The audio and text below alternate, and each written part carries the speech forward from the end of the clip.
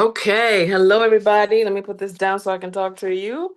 Welcome to the Daily Huddle. I'm your host, Dr. Monikah Ogando, here with curly air dried hair for Spiritual Matters Thursdays. And I'm so excited to be here with you today because we're talking about what's the difference between self-love and self-care. And as always, here at the Daily Huddle, and specifically here with Spiritual Matters Thursdays, we are very disciplined. I'm going to say disciplined about establishing definitions, about checking assumptions, and about making sure that we understand the nuances of what we're talking about. So we're going to start that off by actually defining self-care and defining self-love. And for the purposes of this discussion, is this okay? I'm looking at the sun. It feels good in my skin. Oh, horizontal. Okay, good. Yes. Okay. Um, for the purposes of this discussion, self-care is the kind of thing that you do to help you feel centered, grounded, taken care of, etc.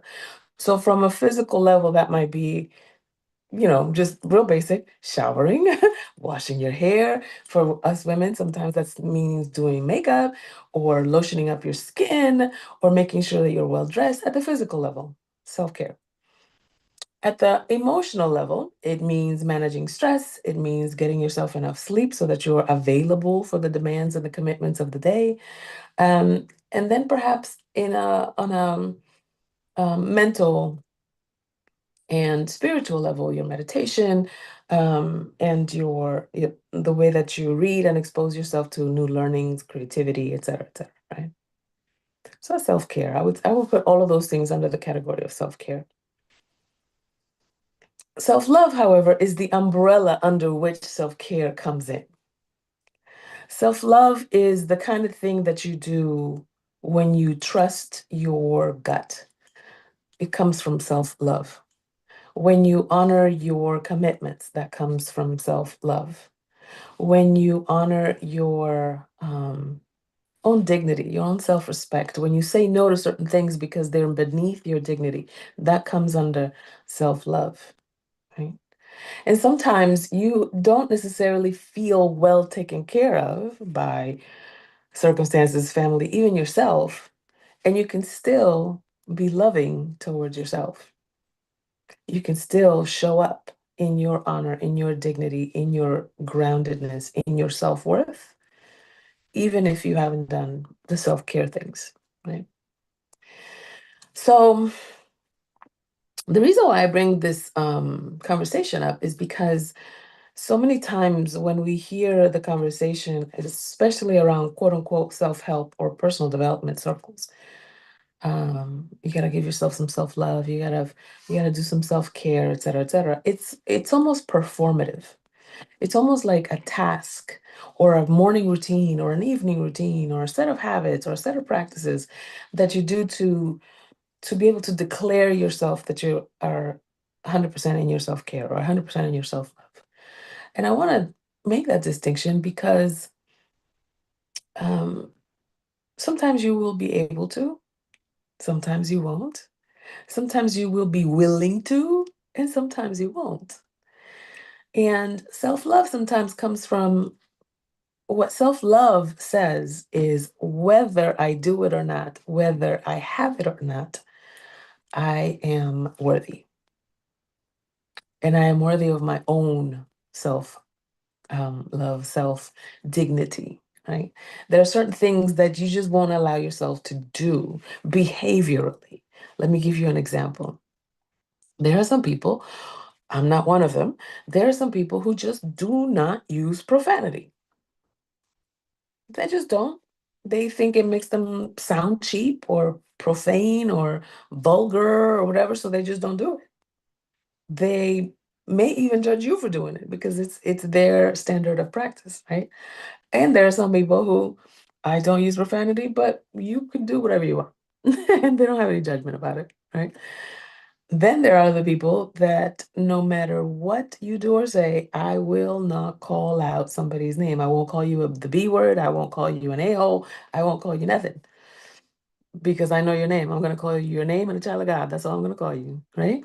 And so those standards of practice of what you say and what you do, what you don't say, what you don't do, that's also a way that you demonstrate self-love for oneself because there are certain standards that you just won't go beyond or beneath, right?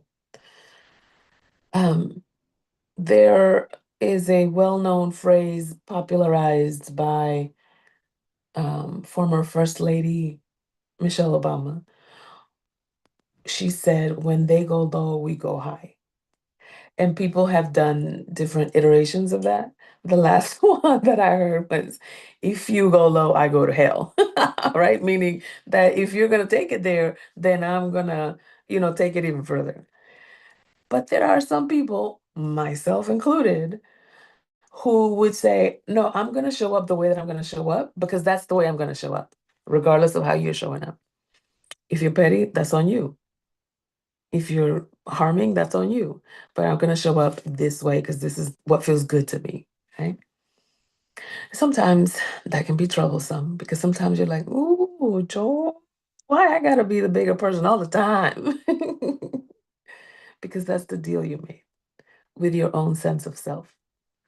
And so you're not really doing it for somebody else. You're doing it for your own peace of mind. You're doing it because you don't want to have to face yourself at the end of the day and say, you dropped the ball on that one. Yeah. So I want to talk to you about this, the ways in which you practice self-care and the ways in which you practice self-love or what self-love looks like in your life and in your day-to-day. Who wants to go first? Who has something to say about this? Or maybe you have a question before we start getting into the discussion, which, I'm open for as well.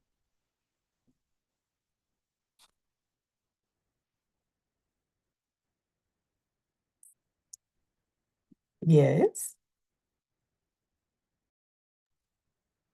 Grand Rising, Dr. Monikah Ogando. Nice to see you. And we have a visitor. Oh, nice. That was fun. Um, so I think it's interesting, specifically in the artistic world and doing things the way we do. Like we're artists, we're individual, we do things our way, so on and so forth. I think that's the only way to do it. That's what you are, right? An artist. But there's a conversation behind, oh, well, what are other people doing to do this? What are other people doing? And we have this conversation a lot, like in the business, are you doing it this way? Or everyone does it this way. And then every now and then you'll meet someone that's only doing it one way, right? I'm like that in a lot of ways. Like I want to do what I'm doing, right? As an artist, Give me an loving, example of what you mean. like, for example, um, uh, there's people who will have to do a certain thing to be in a certain venue. They have to Oh, do like a all these things. preparation ritual? Yeah, but I mean, in general, like you were talking about self-love, Yeah. and I mean, as an artist, if you love yourself, well, let's talk about Prince for a second. That's the best Okay. example.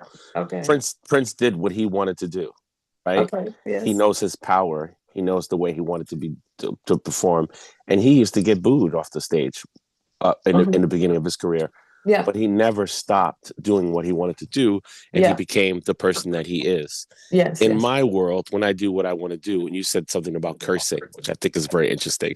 I grew up with a father who cursed a lot, but he's hilarious. I mean, he cursed in such a fun way. Mm-hmm. I don't curse. Okay. People say, "Why don't you curse?" And I go, "I don't know. That's just what I've decided. That's how I got into the world."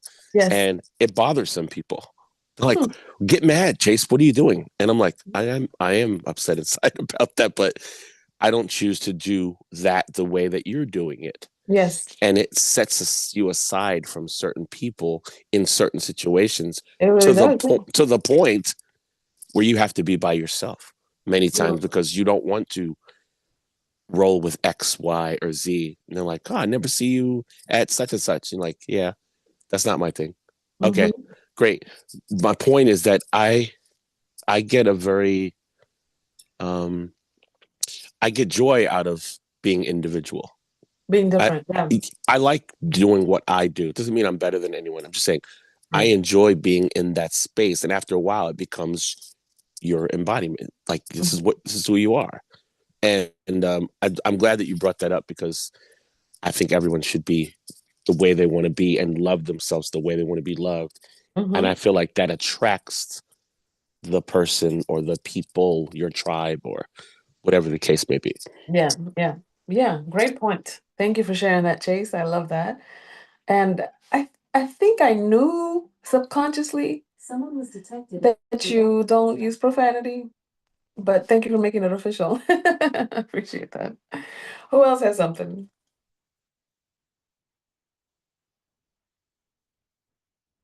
Question or comment or a share?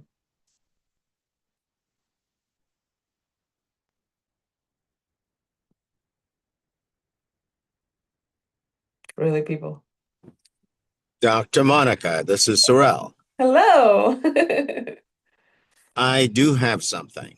Okay, tell me. You know, the space of self-care and self-love, given that this is spiritual matters, right? Hmm. Hmm. I've been listening to an intriguing uh, account of the death of religion as we know it Yeah. to a new religion that has been around for a while, but I never distinguished it that way, called humanism.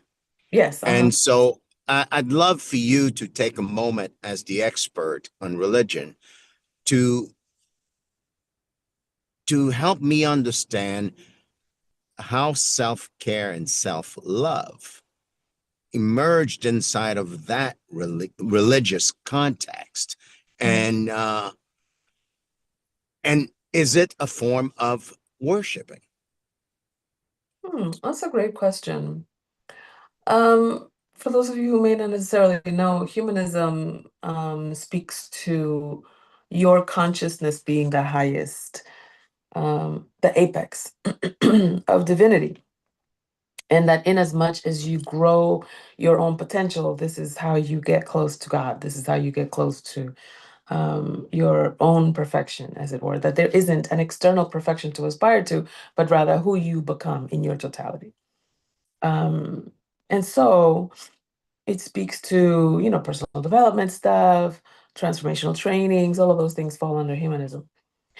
And I don't know that I would say self-love or self-care fall under the category of worshiping unless you get fanatical about it. I have known some people that, for example, if they don't have a particular food this way or a particular frequency of eating in this way, then they're like not available for living. It's like they got to take care of that thing. And it's almost as though your physical or your emotional needs then become addictions. And that, I don't know that I would call that self-care so much as it is the ways in which we attach to certain things or certain people or certain circumstances in order to deem ourselves safe or okay or acceptable for consumption or navigating the world. So to the extent that it becomes like I can't be present if I don't do X, Y, and Z, I wouldn't call that worship, perhaps addiction, because you can be okay. And we have seen how we as human beings have traversed tragedy and despair and all manner of things and still be able to show up present. So that's why I made that distinction between self-love and self-care, because a lot of things like, okay, you can care for yourself and not be loving, and you can be loving and not care for yourself. They're not the same thing. So hopefully that answers your question, Sorrel. Yeah, it does, and it's opening up a world, right? The world being in the context of humanism, Mm-hmm. where you, we are the apex in the context of deity, right? Mm-hmm. Uh, does self love and self care, uh, how does that fit in the context of that religion?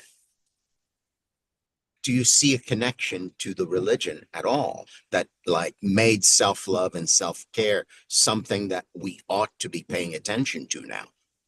Well, maybe the disconnect for me is that I don't consider humanism to be a religion, Ah, because there isn't anything out there that it looks for. Religion usually has your source or your channel be outside of you. And so to the extent that there's nothing outside of you in humanism, it doesn't qualify as quote unquote religion. I would call it more so a philosophy.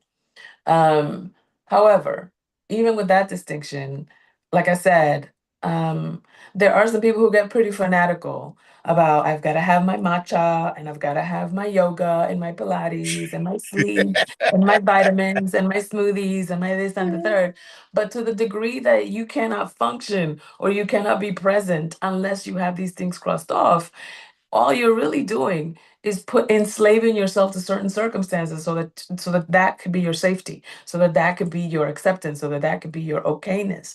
If you have it, you're okay. If you don't have it, you're not okay. And we do that in a lot of ways.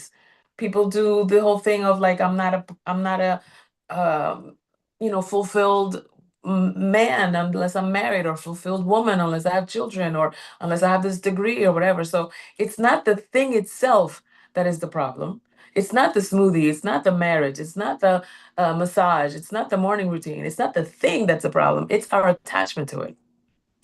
So that's why I say, that difference between self-love and self-care, because it's like again, you can care for yourself and not be loving, and you can be loving and not take care. They're not I mean, they're not the same thing. So under the umbrella of humanism, it's not so much about like this religion. It's so much a philosophy of like, who's your source and where are you looking to grow? Yeah. yeah, I am settled now. Thank you. Yeah, absolutely. Thank you for bringing that up. Who else has something?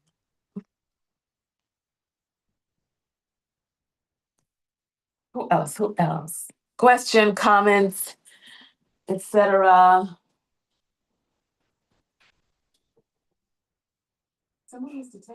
I mean, we don't have to stay the full half hour. I know there's some times when I pull you into past the half hour, and then there's some times we don't have a half hour worth of talking. That's fine too. I raised my hand. Okay, let me see. Let's talk. You see me? Oh, there you are. I don't have the same Um, the same capacities in my mobile as I do in my laptop. So yes, go for it. yeah, thank you. So let me see. This is better.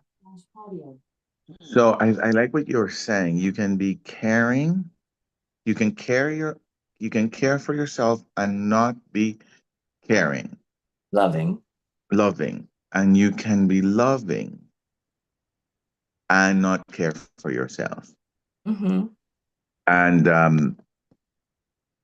I find myself there was this other thing you said about the problem is what you're a slave to. What are you slave to? Or what are you attached to? Right. And I find myself in this conversation discovering that I am attached to not being attached. It's Mm. like like I refuse to pick a team. Yeah.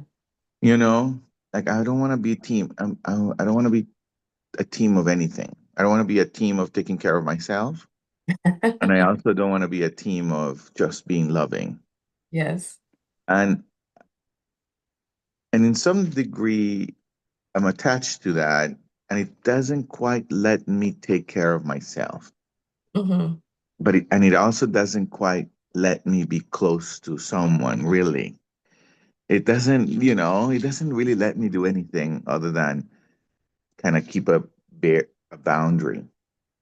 Yeah. Um, in some degree, just discovering this conversation, I don't know. I'm Yeah. just, yeah, that's what I So wanted to say. there's something to explore there, and I don't know that we any of us have any answers to what I'm about to ask until we've spent some time in contemplation of it. But here's some things to investigate. How were your needs met when you were a baby, when you were a child? Did you get left in your crib to soothe yourself because that's the way that they trained you to sleep through the night? If you did, then you have some core unconscious cellular memory of abandonment that you perhaps have not yet integrated into your consciousness. That is kind of like, oh, I got to do this myself. I've got to take care of myself. I can't, or it's not wise. It's a setup for disappointment if I depend on another, if I rely on another. So even if you offer, I'm going to take your offer of caring for me with a grain of salt, because when I was 6 months old, and somebody was supposed to be there all the time, every time, in order to create a sense of safety in the world, they weren't, because they thought that they were training me to be able to self-soothe and sleep through the night. And what they did was just create more terror. Right. And so, or they punished you by taking away food or taking away pleasure. And so you see pleasure as a demonstration of goodness, as opposed to just a balance of life, that there's pleasure and there's discipline. You see pleasure as a guilty treat, as opposed to just a balance of human life. It's another section of the buffet of human experiences, right? And so when you start thinking about how you were raised and your relationship to pleasure, your relationship to safety, your relationship to relying on other people, then you can start to see why you make the decisions that you make, and why you won't give yourself full permission to surrender to somebody's got my back. Because if was never your experience, even at the cellular memory as a child, it makes absolutely no sense to have that as an experience now. Yeah. So, just things to think about. It's like, oh, dang, even the people who were supposed to love me unconditionally had conditions. So, of course, I have conditions on myself. I feel in many ways what you're pointing to speaks to most people. Yeah, absolutely. Right, right. Well, at that level, I would say everyone has abandonment issues at that kind of level, right? Mhm. What I certainly do. Yeah, Uh, it's not so much, oh, let me heal this abandonment issue. It's what I'm asking of all of us is to be aware of how we grew up, or our relationship to pleasure or to safety, etc., so that you can make a different decision, so that you can make a different choice. Because, I always like using that quote from Carl Jung: if you don't make the unconscious conscious, it'll drive your decisions and you will call it fate. And so all we're really doing is just making the unconscious conscious. You could decide, I like living like this, or I could decide, I'm not ready to give all that up. I'm just going to use discernment. Because there's some times when that decision makes sense, and there's some times when I'm just doing that out of habit or out of an unconscious, pull or whatever. So at the conscious level, then you can make a different decision or not. so what is if you don't make the unconscious conscious, it will drive your decisions and you call it fate. I love that. And so there is something unconscious for myself that drives the decision of not picking a team. Yeah. And it drives the decision of not really taking care of myself. Mm-hmm. Like I refuse to give up smoking, Mm-hmm. but it's not because I like it. Mm-hmm. It's like I refuse to give up. Not like I don't smoke, but I would smoke every now and then, once a Mm-hmm. year or something. Okay. And but I refuse to not do it because it's like I'm not a team. I'm not part of the team who says I hate smoking. I'm Mm-hmm. not part of that team. I'm part of the team like anything is possible, try anything, whenever. I'm the team of whenever. Mm-hmm. But but what I'm seeing in this conversation, it's how ridiculous that is. I actually don't like it. You know what I mean? Yes. I actually don't like it. And so I have this relationship with self-care that is when I want to, if I want to. But this thing about self-care, when I want to, if I want to, is not self-care. Mm. So I'm discovering that in this conversation. And I'm loving when I want to, if I want to. like it's Yes. yeah. So I'm screwed. So I don't know. so thank I God. don't know that I would agree with that.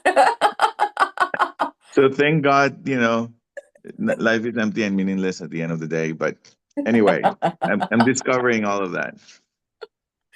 You're hilarious. Thank you, Giovanni. Thank you. I'm gonna say this, that even the not picking a team, that's you said it, right? That your team not pick a team. So either way, you're in a team. Um, and I think sometimes um, there's a difference between making a decision because I'm reacting to something else, I'm refusing something else, versus making a decision out of a creative space. And what I mean by that is like I'm choosing this thing because I like how it feels, or because I like what it means, what I make it mean about me. This aligns with the identity that I have assigned to myself, versus I'm picking this thing because I don't want you to think XYZ about me, or because I refuse to be tethered to a particular definition or whatever, in which case you're really just choosing something in reaction to something else, not in creation of something. So and being in reaction is also fine, right? It's not like it's bad and wrong. It's just another track. And people are entitled to choose from their you're entitled to use the infinite possibility that you are to not be infinite. You are entitled to use your limitlessness to declare limits. That's also an option, you know? Yeah, thank you. You're welcome. I want to continue this conversation, so I'll call you later. Okay. Thank you, Dr. Ogando. I love that.